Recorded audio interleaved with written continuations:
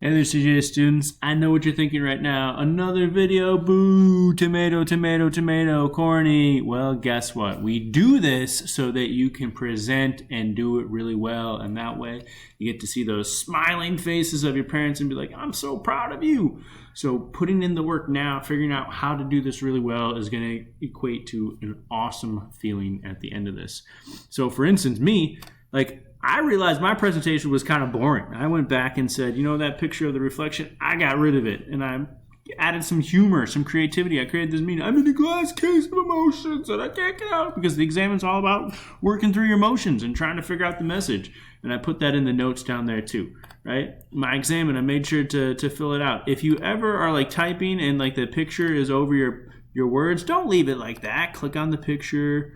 Make sure you make it smaller, bigger, move words around, right? The only thing that should be bolded is the message. So if you're working over here and this is size, 15 and bold, make sure, reduce it, get it back to where it needs to be, right? Make sure it looks nice, all right? That's what it's all about. Notice I haven't added any notes to this, right? I'm not done with that slide, so make sure you do that.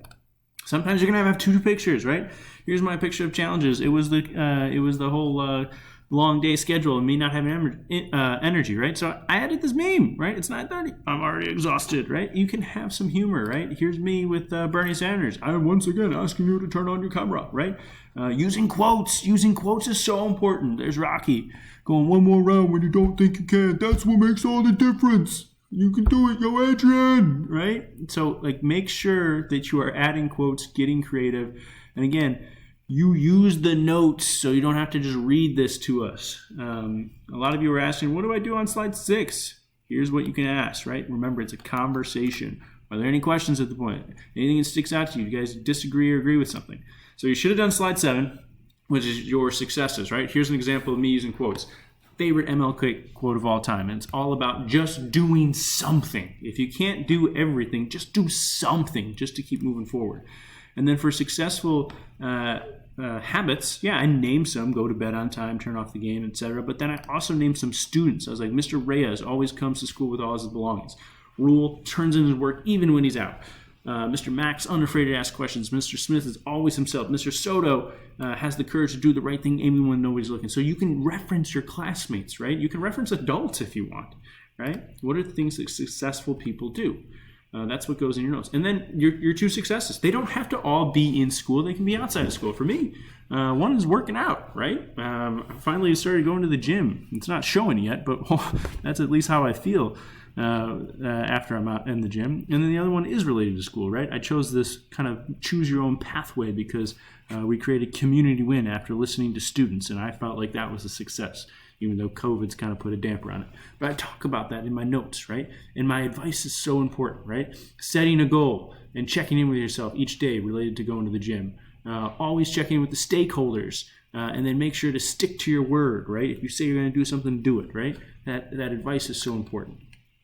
So if you're on slide 9 and you're like, oh, what do I do again? Just go back to slide 6, copy the questions that you put down there, and put them in slide 9, right?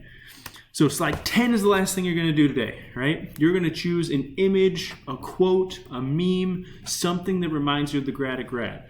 So for religious, this is a tough one because a lot of you guys think religion is, doing chapel, right, or praying or whatever. And for some of you, maybe that's age appropriate. But for me, I think a little bit deeper about it. So I put this Malcolm X quote: a man who stands for nothing will fall for anything. Because I think religious, and I'm putting this in the notes so I remember it, is a code to live by.